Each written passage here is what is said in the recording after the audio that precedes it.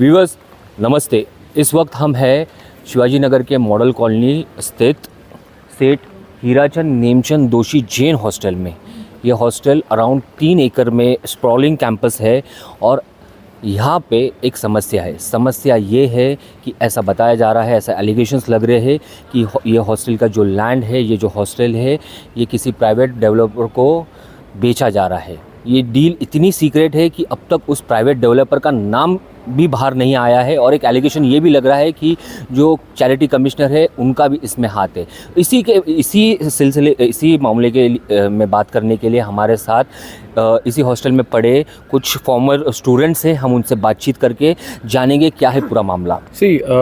1960 में ये ट्रस्ट बनाया हुआ है और जिस उद्देश्य से बनाया हुआ था, जो पूरे देश से, ना कि सिर्फ महाराष्ट्र नहीं बल्कि पूरे देश से, ग्रामीण भागों, शहर से जो स्टूडेंट्स, जो छात्र पुणे में पढ़ना चाहते थे, उनके लिए एक लॉन्ग विजन के साथ ये हॉस्टल की निर्मित हुई थी।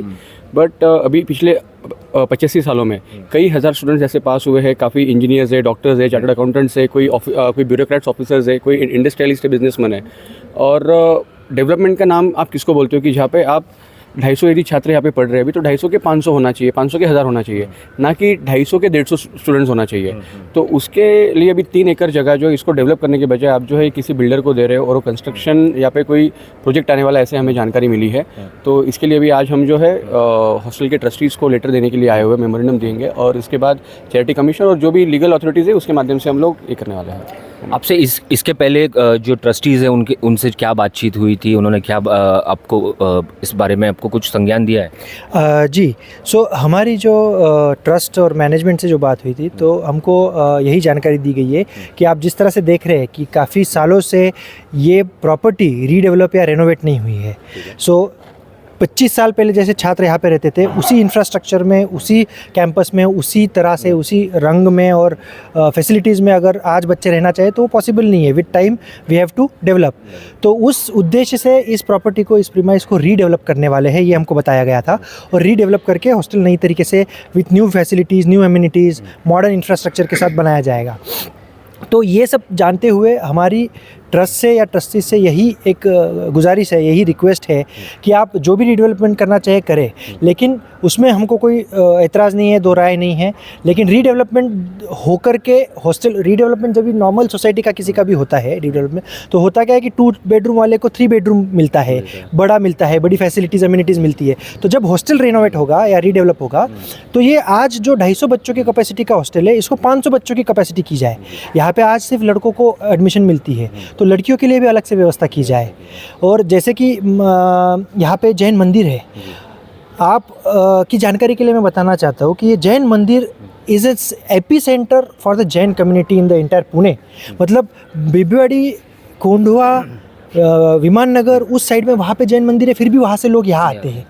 हमारे साइड में यहाँ पे वाकड़, वेस्ट पुणे में दूर दूर से, पिंपरी चिंचवड़ से लोग यहाँ आते हैं दर्शन के लिए। तो ये जो मंदिर है, ये मंदिर और भव्य दिव्य बनाया जाए।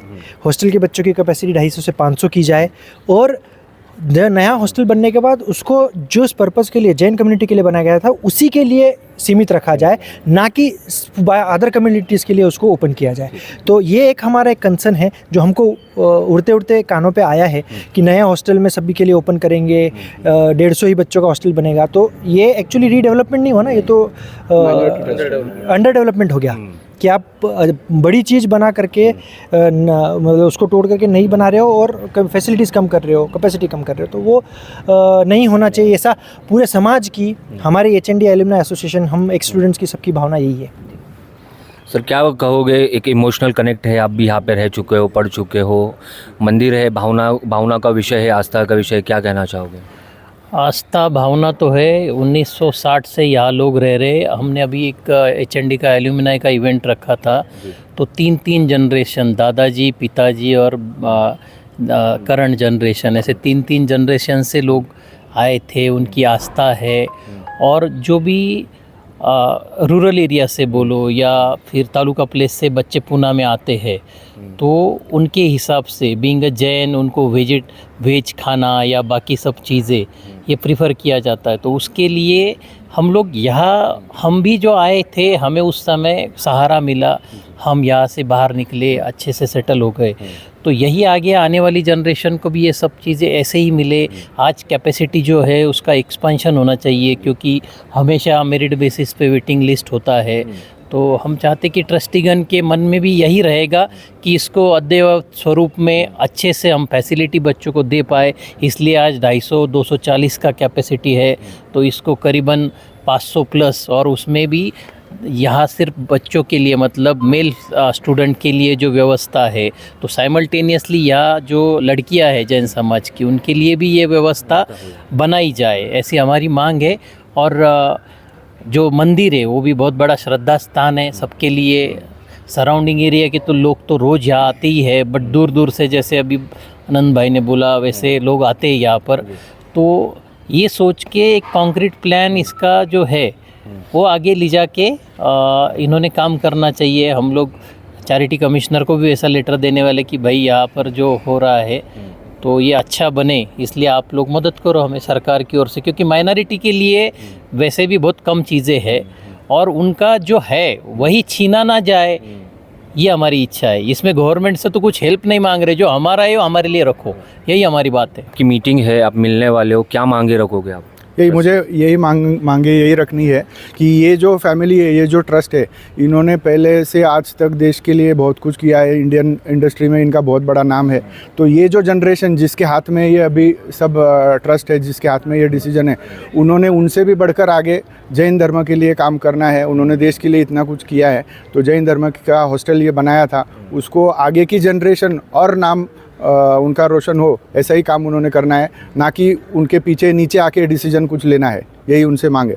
तो बिल्कुल इस सारे मामले में चैरिटी कमिश्नर, बिल्डर, ट्रस्टीज़, इनका सब पे एलिगेशंस हो रहे हैं।